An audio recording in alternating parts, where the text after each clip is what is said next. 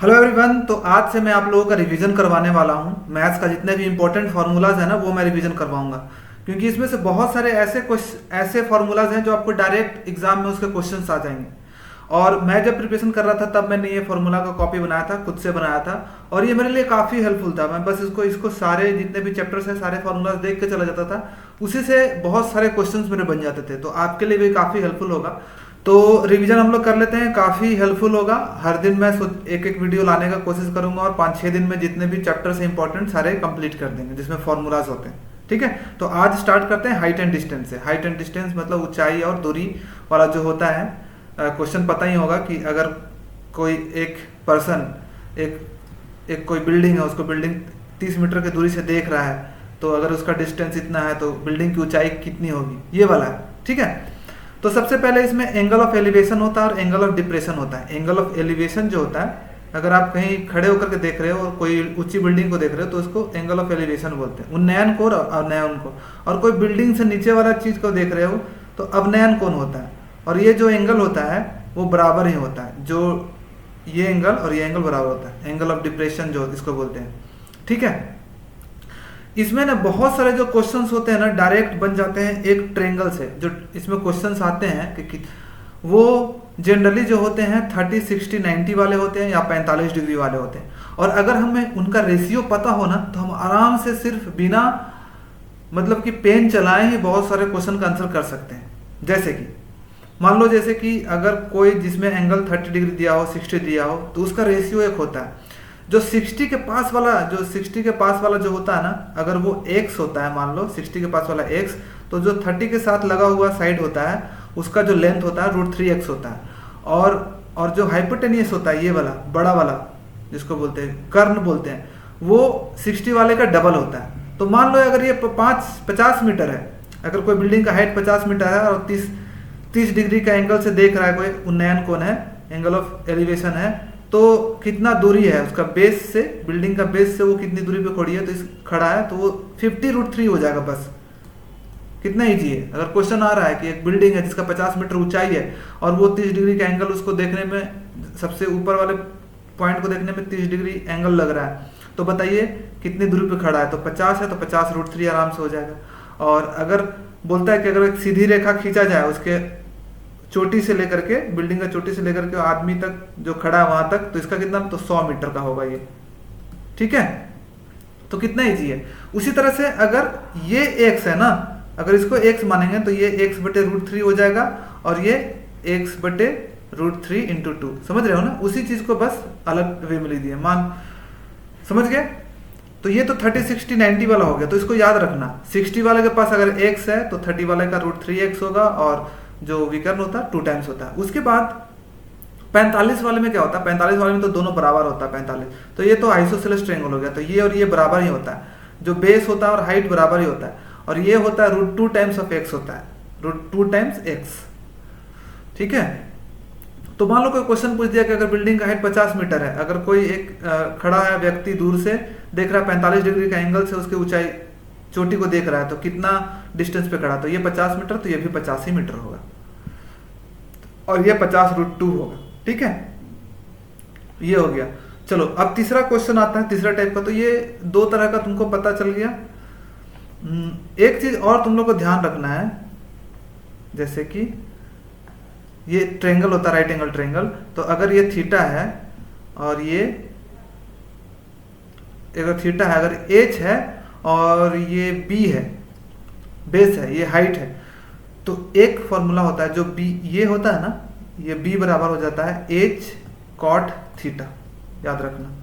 और अगर हम h निकालेंगे, अगर b दिया हुआ, अगर b निकालना और h दिया होता है h cot थीटा होता है, और अगर b दिया हुआ है h निकालना तो h बराबर होता है b tan थीटा। ठीक है, तो अगर सीधी हाइट वाला निकालना है तो b का tan थीटा होगा और बेस निकालना तो h का cot थीटा होगा, ये याद रखना। ठीक है, ये बहुत यूज होता है। अब जैसे कि ये तीसरा टाइप का क्वेश्चन आता है कि मान लो एक बिल्डिंग है, बिल्डिंग को 2 लोग देख रहे हैं, 2 दूरी से देख रहा है। ठीक है, एक θ1 एंगल बनाता है, एक θ2 एंगल बनाता है। तो बताएगा दोनों के बीच का डिस्टेंस बताइए, अगर दोनों के बीच का डिस्टेंस d है तो हाइट बताइए, ऐसा कुछ भी पूछ सकता है। ठीक है, तो अभी हमने किया था, अगर मान लो d दिया हुआ, डिस्टेंस दिया हुआ, तो यहाँ पे क्या होता है कि ये वाला क्या होगा, ये मैंने अभी बताया कि ये h cot थीटा 2 हो जाएगा, और ये जो टोटल लेंथ होगा, टोटल लेंथ ये हो जाएगा h cot थीटा 1। तो d बराबर क्या हो जाएगा, d जो है पूरा लेंथ माइनस ये वाला length, h cot theta 1 minus h cot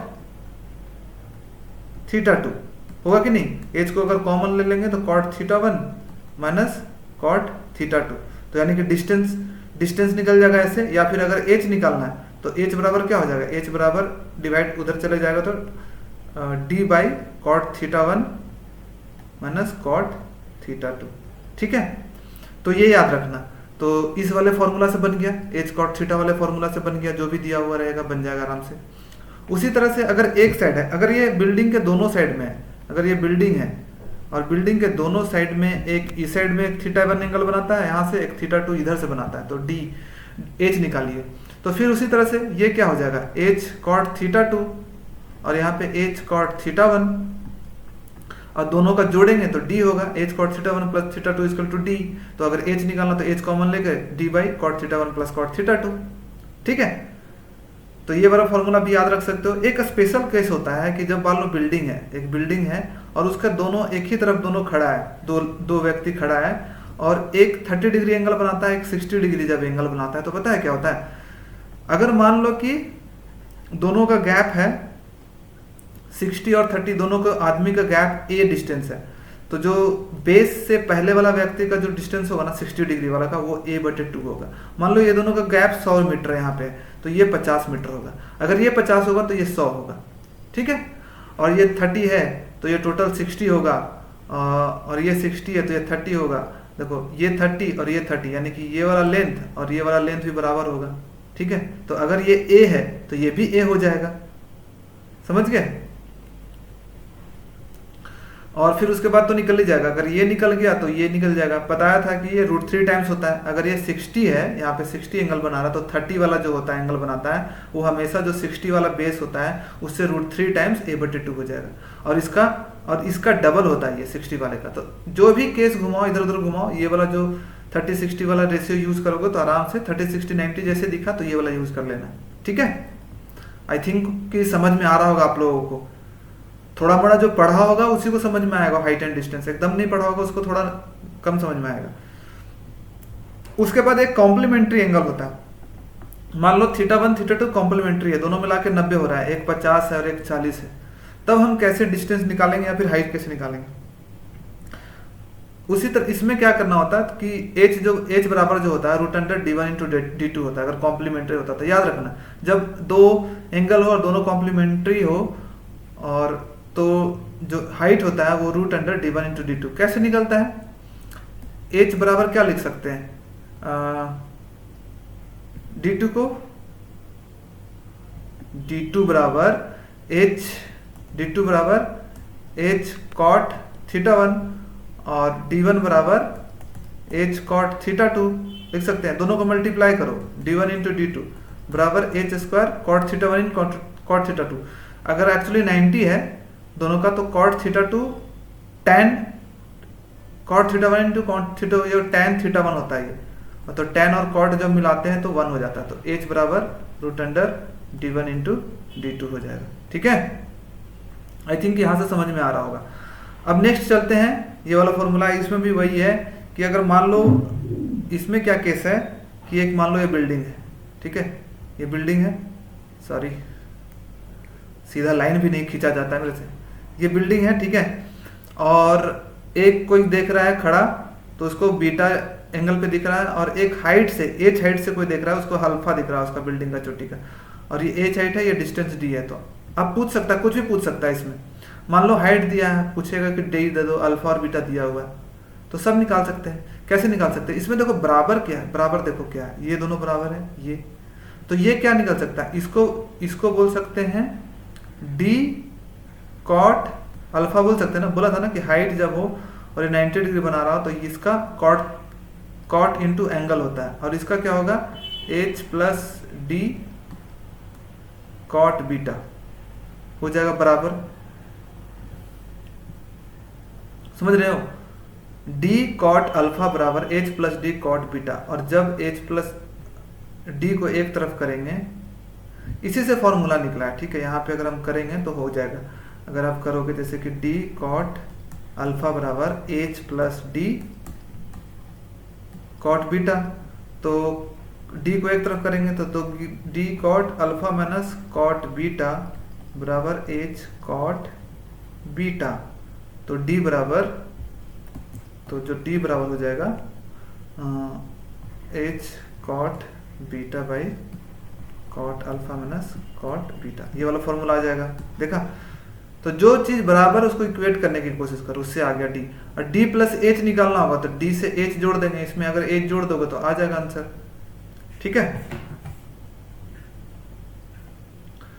अब आगे चलते हैं, ये वाला क्वेश्चन है, ये क्वेश्चन थोड़ा सा हार्ड है, ये मेंस टाइप में आता है कि एक बैलून है बहुत बड़ा, पैराशूट मान लो, तो उसका अगर बोलेगा कि हाइट उसका जो है केंद्र का हाइट जो है एच है, एच निकालने बोला, हाइट ही निकालने बोल रहा है मान लो, और इसमें जो दिया हुआ है मान लो कि ये एंगल जो बनाता है वो बीटा एंगल बनाता है और एच है, तो हाइट बताइए इसका, एच हाइट पे उड़ रहा है, तो देखो केंद्र का जो हाइट होगा उसी को हाइट मानेंगे हम। तो इसमें क्या करना होता है कि यहाँ से मान लो कोई देख रहा है बीटा एंगल बना रहा है, तो वहाँ पे जाएगा, केंद्र पे जाएगा, तो यहाँ से एक राइट एंगल ट्रायंगल बनता है कि नहीं, इसको अगर मान लो ये सर्कल है, इस पर अगर टेंजेंट खींचा जाता है तो ये 90 डिग्री होता है, ये 90 डिग्री होता है, ठीक है, ये 90, ये कुछ एंगल होता है।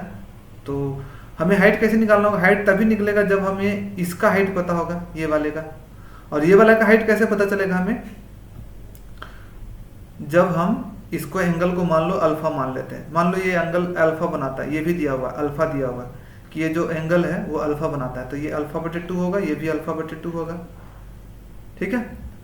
तो ये वाला जो हो जाएगा, ये जो लेंथ हो जाएगा ओबी जो हो जाएगा, ओबी हो जाएगा आर कॉसेक अल्फा बटे 2, ये निकालोगे पाइथागोरस वाला जो होता है राइट एंगल ट्रायंगल से निकालोगे, तो आर मतलब कि क्या, आर मान लो इसका रेडियस है, आर रेडियस का बैलून है कोई, अच्छा ये भी दिया रहेगा, अगर बैलून है तो उसका आर रेडियस भी दिया रहेगा, ये एंगल दिया रहेगा, अल्फा बटे 2 दिया रहेगा, बीटा दिया रहेगा, और ये दिया रहेगा, तब जाकर के पता चलेगा, ठीक है।